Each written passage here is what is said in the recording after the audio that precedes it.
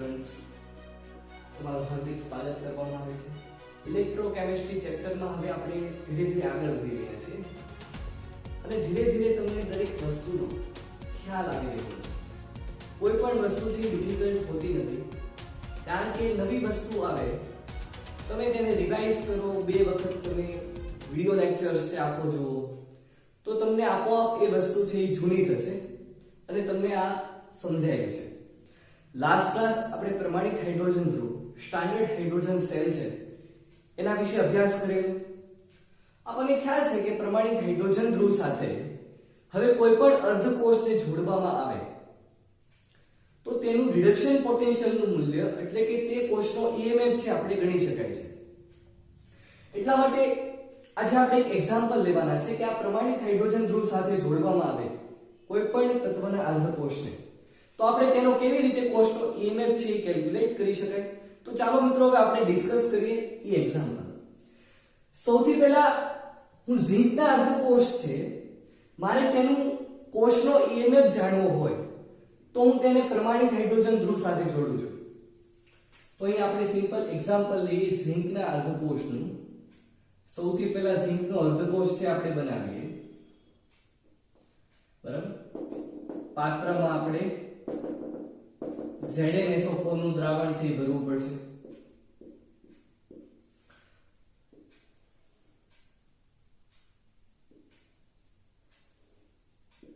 આ થયો વિદ્યુત ધ્રુવ. હવે આ વિદ્યુત ધ્રુવને આ જે અર્ધકોષ છે તેનો હું પ્રમાણિત રિડક્શન પોટેન્શિયલ છે એ ગણી શકતો નથી, કારણ કે હજી તો અર્ધ પરિપંથ છે, બરાબર. આપણે આગળ ડિસ્કસ કરેલું છે. હવે તેને પ્રમાણિત હાઇડ્રોજન ધ્રુવ સાથે જોડવામાં આવે અને આપણને ખ્યાલ છે કે પ્રમાણિત હાઇડ્રોજન ધ્રુવમાં જે દ્રાવણ લેવામાં આવશે તે કેવું દ્રાવણ હશે? એક મોલર H+ નું જલીય દ્રાવણ છે. એટલે અહીં તમે કોઈ પણ એસિડ નું દ્રાવણ લઈ શકો છો. અહીંયા એક પ્રકારની કાચની નળી છે એ આવી રીતે ફિટ કરવામાં આવે છે અને અહીંથી હાઇડ્રોજન વાયુ છે પ્રસાર થશે. અહીંથી આપણો પ્લેટિનમનો પ્લેટિનમ બ્લેકનો ઢોળ ચડાવેલી પ્લેટિનમની પટ્ટી, હવે તેને આપણે બહાર કનેક્શન આપી દઈએ. કોની સાથે કનેક્શન આપીશું? પોટેન્શિયોમીટર જ હોય ને, કારણ કે પોટેન્શિયોમીટર જે છે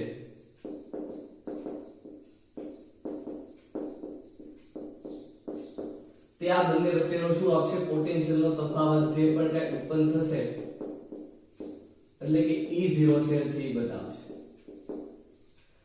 હવે આ થયો ઝિંકનો અર્ધકોષ એટલે કે આ Zn ની પટ્ટી, બરાબર. આ પ્લેટિનમની પટ્ટી છે જેની આપણે રચના વિશે અભ્યાસ કરી લે છે લાસ્ટ લેક્ચરમાં પ્રમાણિત હાઇડ્રોજન ધ્રુવનું.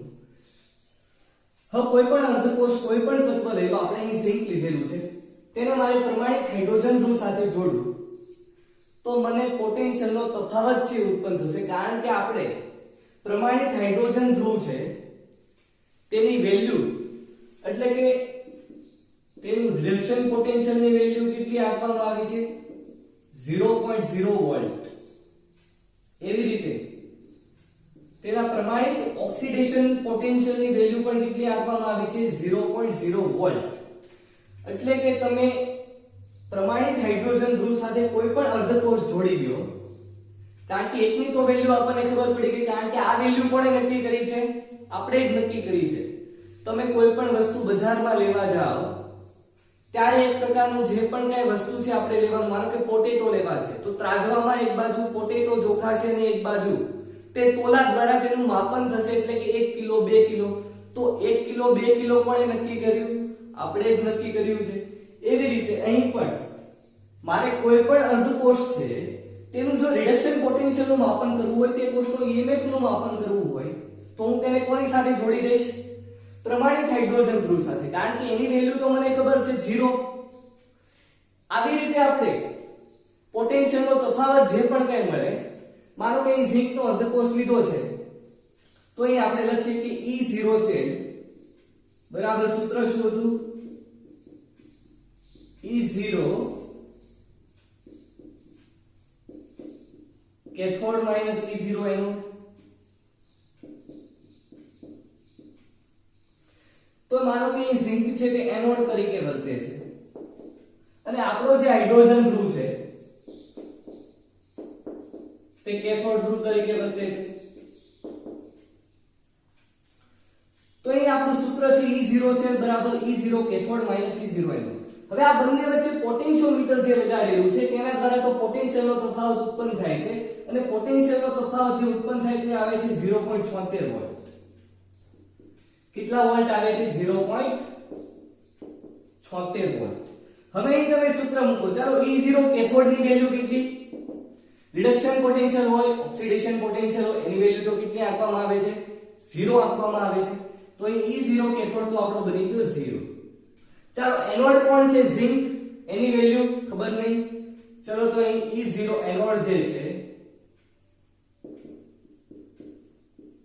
તો હવે જુઓ E0 એનોડ ની વેલ્યુ મળી ગઈ. કેટલી મળી? E0 એનોડ ની વેલ્યુ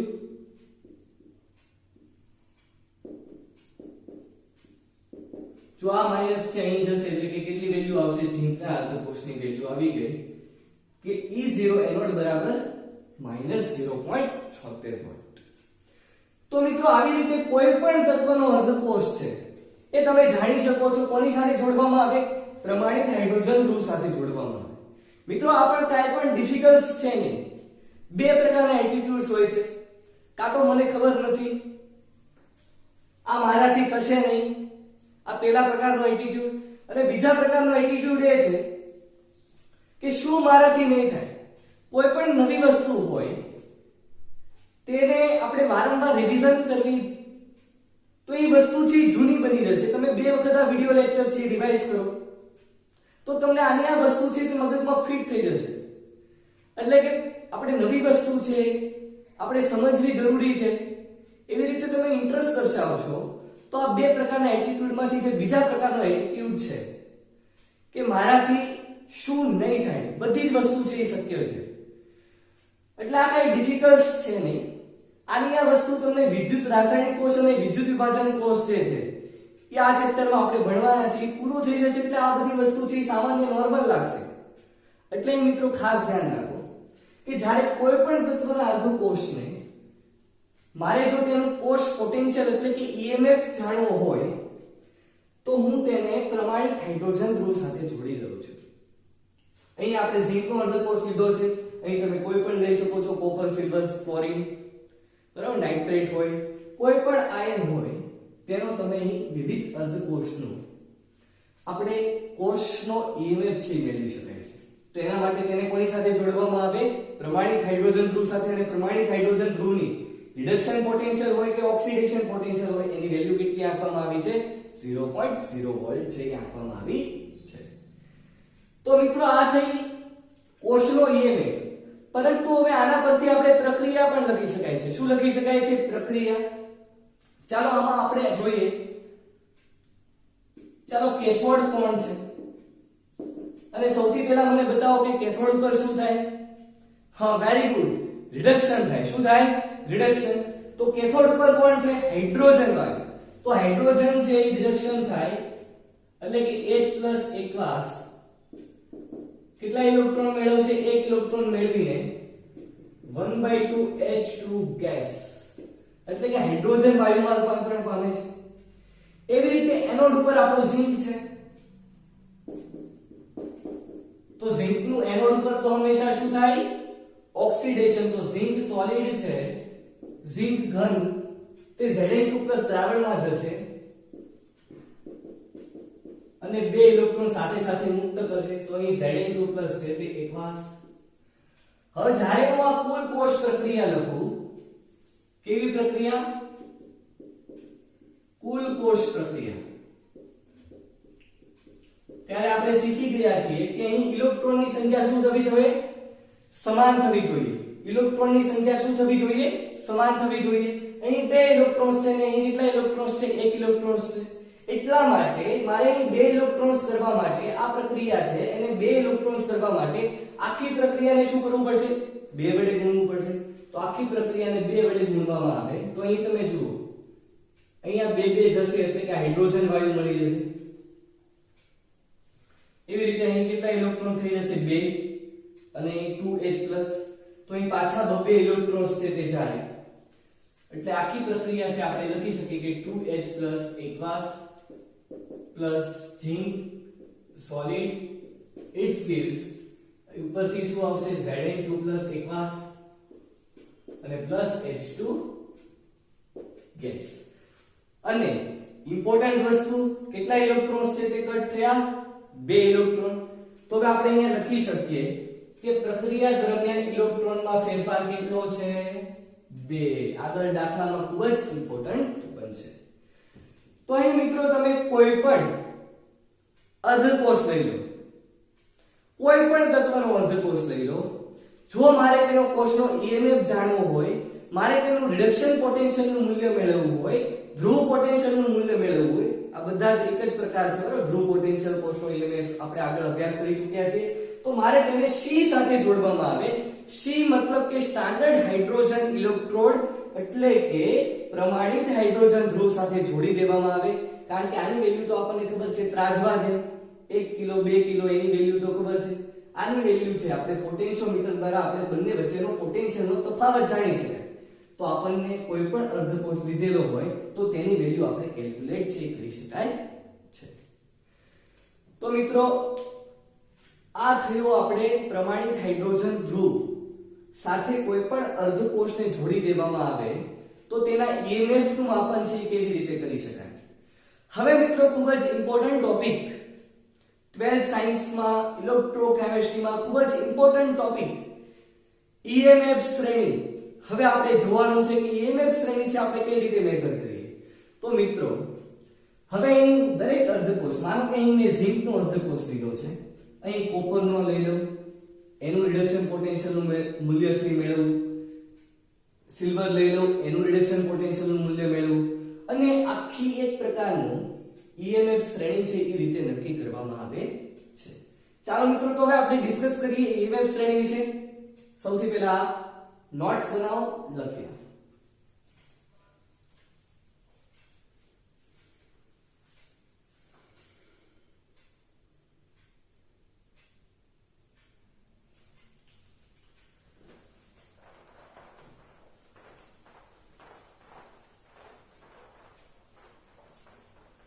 આપણે વિદ્યાર્થી મિત્રો અત્યાર લગી જોયું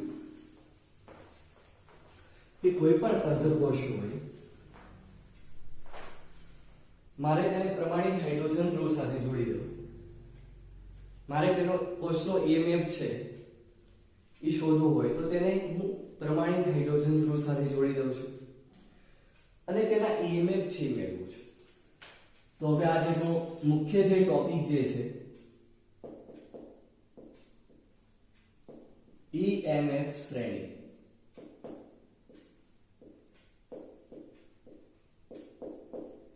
મિત્રો આ વિદ્યુત રાસાયણિક શ્રેણી પણ કહેવામાં આવે છે.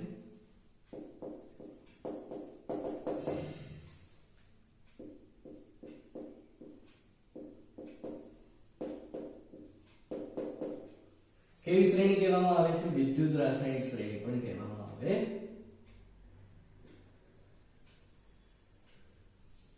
હવે ખાસ એની ડેફિનેશન છે એ સમજો કે વિવિધ પ્રમાણિત અર્ધકોષના પ્રમાણિત રિડક્શન પોટેન્શિયલના મૂલ્યોને ઉતરતા ક્રમમાં ગોઠવવામાં આવે અને રચાતી શ્રેણીને શું કહેવામાં આવે છે? EMF શ્રેણી.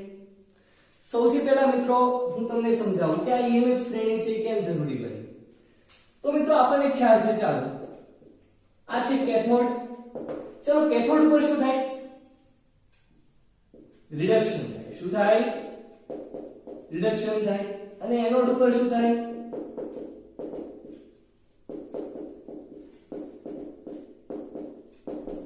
ઓક્સિડેશન થાય. હવે રિડક્શન થાય તો કોનું રિડક્શન થાય? અહીં ઓક્સિડેશન થાય તો કોનું ઓક્સિડેશન થાય? તો ખાસ ઇમ્પોર્ટન્ટ છે, દરેક વિદ્યાર્થી અહીંયા સમજજો કે કેથોડની આપણે ડેફિનેશન કરવી હોય, એનોડની આપણે ડેફિનેશન કરવી હોય તો તેની પર રિડક્શન થાય તેને કેથોડ કહેવાય, ઓક્સિડેશન થાય તેને એનોડ કહેવામાં આવે છે. પરંતુ જો પ્રમાણિત રિડક્શન પોટેન્શિયલ નું મૂલ્ય ખાસ ઇમ્પોર્ટન્ટ છે કે પ્રમાણિત રિડક્શન પોટેન્શિયલ નું મૂલ્ય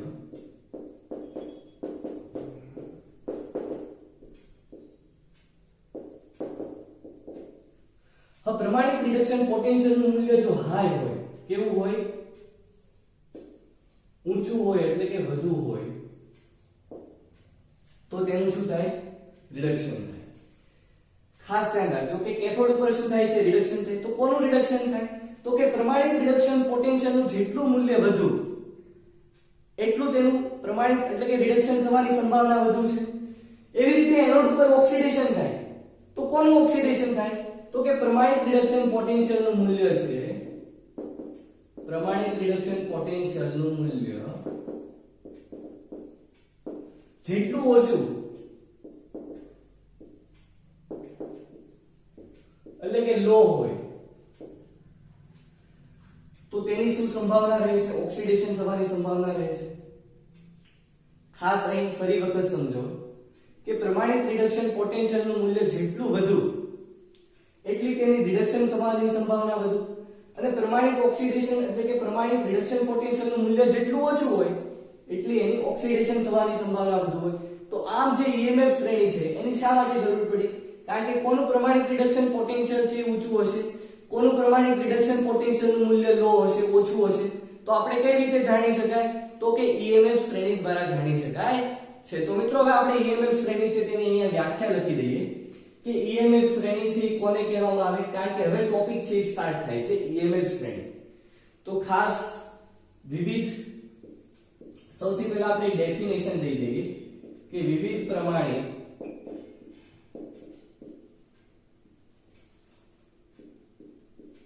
અર્ધકોષના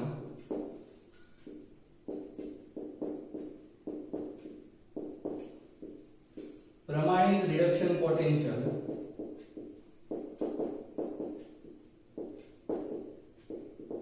પ્રમાણિત રિડક્શન પોટેન્શિયલ એટલે મિત્રો શું, E0 રિડક્શન પોટેન્શિયલ ના મૂલ્યોને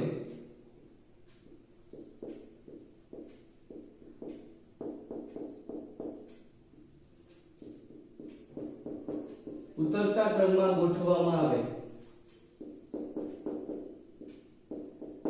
તો રચાતી શ્રેણીને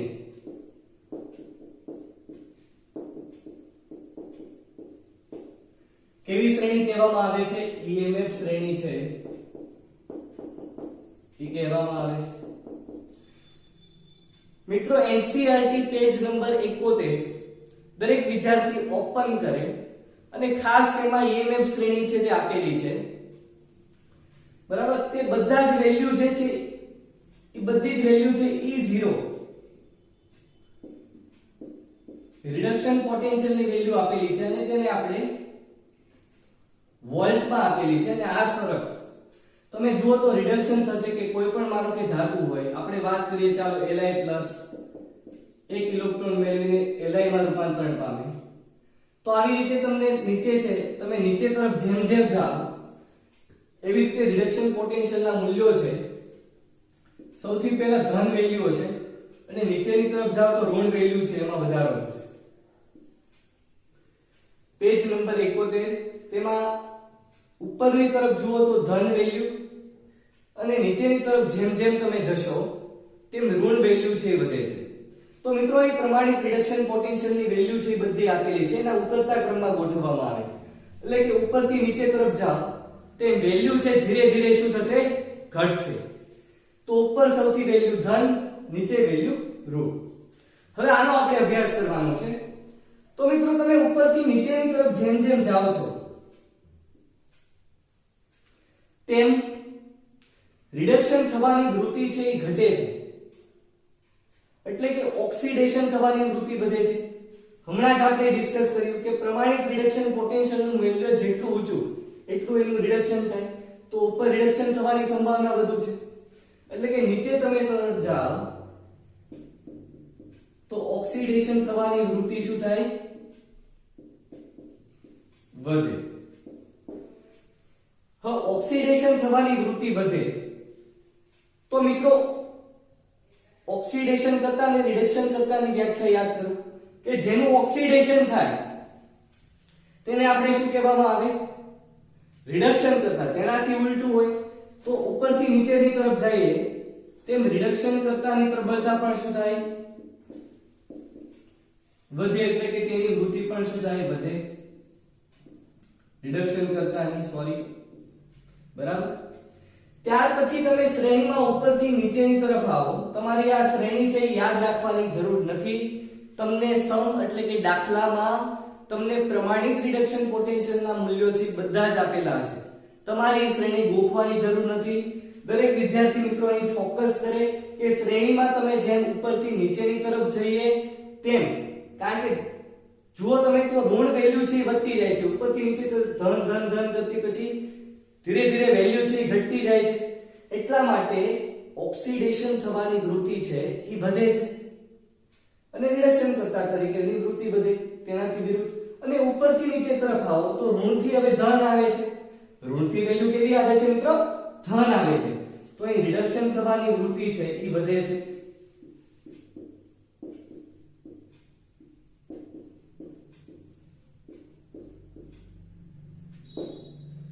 રિડક્શન થવાની વૃત્તિ વધે તો ઓક્સિડેશન કરતા તરીકેની પ્રબળતા પણ શું થશે? વધશે. કારણ કે આપણે ઓક્સિડેશન કરતાની વ્યાખ્યા જોઈ ગયા છે કે જેનું રિડક્શન થાય તેને આપણે ઓક્સિડેશન કહેવાય. રિડક્શન થવાની વૃત્તિ વધતી હોય તો ઓક્સિડેશન કરતા તરીકેની પ્રબળતા પણ વધે. તો એ મિત્રો આપણે જોયું કે આ થઈ EMF શ્રેણી. બસ એટલું જ આપણે યાદ રાખવાનું છે. અને શું શું આપણને ઇમ્પોર્ટન્સ ધરાવે છે કે દરેક લેંગ્વેજ ફોર્મમાં અહીંયા લખું છું, બરાબર. સૌથી પહેલા એટલી વસ્તુ કોપી કરો, ત્યાર પછી આપણે EMF શ્રેણી વિશે દરેક મુદ્દા, દરેક પોઈન્ટ્સ ને છે આવરી લેવામાં. તો ચાલો મિત્રો આના પરથી જ આપણે લખી શકીએ કે શ્રેણીમાં તમે જેમ નીચેની તરફ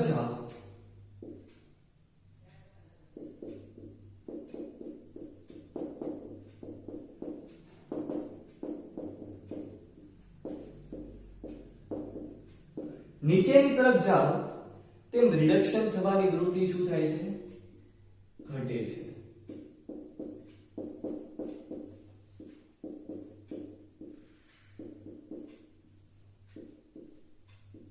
કારણ કે ધનથી ઋણ તરફ જાય છે. અને હમણાં જ આપણે શીખી ગયા કે પ્રમાણિત રિડક્શન પોટેન્શિયલનું મૂલ્ય જો ઊંચું હોય તો તેની કેવી સંભાવના હશે? રિડક્શન તરીકેની સંભાવના હશે. એટલે કે સૌથી પહેલા EMF શ્રેણીમાં ઉપર વેલ્યુ છે તે ઊંચી આપેલી છે, એટલા માટે નીચેની તરફ જતા રિડક્શન થવાની વૃત્તિ ઘટે. હવે રિડક્શન થવાની વૃત્તિ ઘટે તો મિત્રો ઇલેક્ટ્રોન મેળવે તેને આપણે રિડક્શન કહેવાય. તો ઇલેક્ટ્રોન મેળવવાની પણ વૃત્તિ શું થશે? ઘટે. અને રિડક્શનની જે વ્યાખ્યા જે છે કે ઓક્સિડેશન કરતા તરીકેની જે પ્રબળતા છે એ શું થશે? હવે ઘટે. હવે શ્રેણીમાં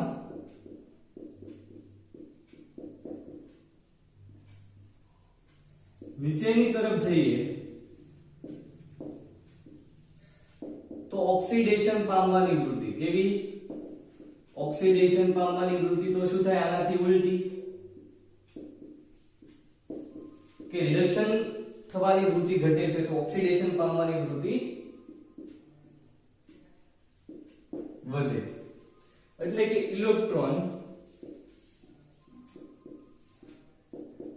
ગુમાવવાની વૃત્તિ વધે. કારણ કે જેમ જેમ તમે નીચેની તરફ જઈએ તેમ તમને નીચે ધાતુ જોવા મળશે. અને ધાતુ છે હંમેશા રિડક્શન થવાની સંભાવના એની ઓછી હોય, ઓક્સિડેશન થવાની જ વૃત્તિ વધતી હોય. તો ઓક્સિડેશન થવાની વૃત્તિ વધે તો રિડક્શન કરતા તરીકેની પ્રબળતા પણ શું થશે? વધે. તો આ થયા બે ઇમ્પોર્ટન્ટ પોઈન્ટ્સ.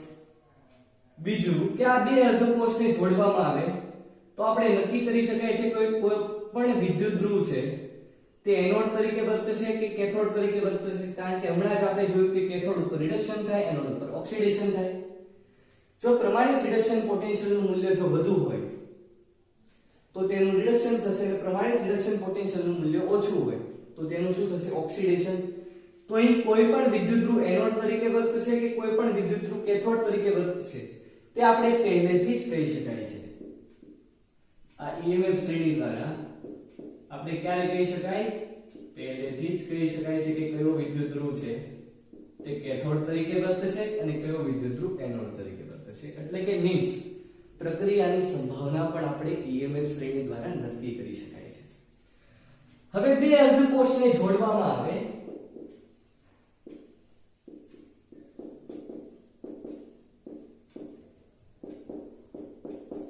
તો આપણે કોષનો પોટેન્શિયલ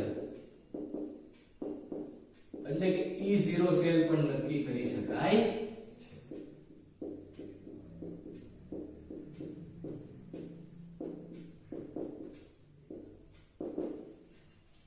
તો આ મિત્રો છે ઇમ્પોર્ટન્સ પોઈન્ટ્સ EMF શ્રેણીના કે શ્રેણીમાં તમે જેમ ઉપરથી નીચેની તરફ જઈએ તો ધન વેલ્યુ છે એ ઋણ તરફ થાય છે એટલે કે વધુ મૂલ્યથી ઓછા તરફ જઈએ છીએ.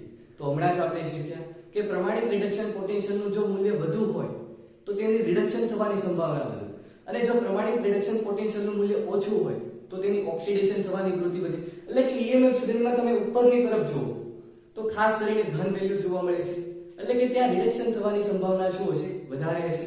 એટલે કે ઉપરથી નીચેની તરફ તમે જાઓ તેમ રિડક્શન થવાની વૃત્તિ ઘટે. રિડક્શન થવાની વૃત્તિ ઘટતી હોય તો ઓક્સિડેશન કરતા તરીકેની પ્રબળતા પણ શું થાય ઘટે કારણ કે તેની વિરુદ્ધ વ્યાખ્યા હોય ઓક્સિડેશન કરતા. તેવી રીતે શ્રેણીમાં તમે ઉપરથી નીચે તરફ જઈએ તેમ ઓક્સિડેશન થવાની પ્રબળતા વધે છે. ઓક્સિડેશન થવાની પ્રબળતા વધે એટલે કે રિડક્શન કરતા તરીકેની પ્રબળતા પણ શું થાય વધે કારણ કે ઓક્સિડેશન કરતા અને રિડક્શન કરતાની વ્યાખ્યા છે આપણે અભ્યાસ કરી ચૂકેલા છીએ કે રિડક્શન કરતા એટલે કે સામાવાળાનું રિડક્શન કરે પરંતુ પોતે શું પામે ઓક્સિડેશન અને ઓક્સિડેશન કરતા એટલે શું કે સામાવાળાનું ઓક્સિડેશન કરે પરંતુ પોતે શું પામે રિડક્શન. એવી રીતે કોઈ પણ વિદ્યુત ધ્રુવ છે તે કેથોડ કોઈ પણ વિદ્યુત ધ્રુવ એનોડ તરીકે વર્તે તે પણ આપણે પ્રેડિક્ટ કરી શકાય છે પ્લસ બે અર્ધકોષને જોડતા તેનો E0 સેલ પણ નક્કી કરી શકાય છે. અને ખાસ વિદ્યાર્થી મિત્રો તમને જે વેલ્યુ આપેલી છે તે ઓક્સિડેશન પોટેન્શિયલ નથી પ્રમાણિત રિડક્શન પોટેન્શિયલનું મૂલ્ય